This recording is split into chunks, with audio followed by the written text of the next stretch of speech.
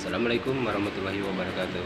Kembali lagi di channel saya, Bunda Gorden. Di sini saya mau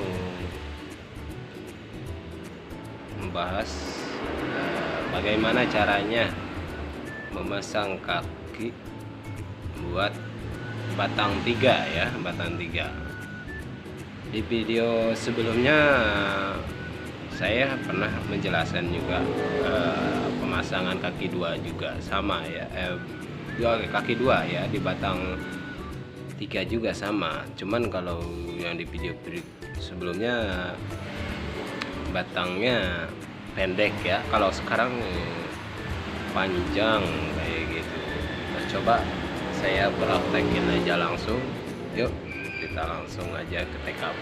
Jadi dimana di video sebelumnya ini hasilnya batang yang pendek ya, ukuran pendek kayak gitu ya.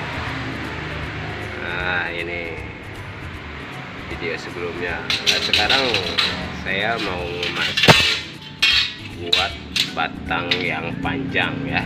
Ini batangnya, ini sekitar 1,70 m ya, kayak gitu.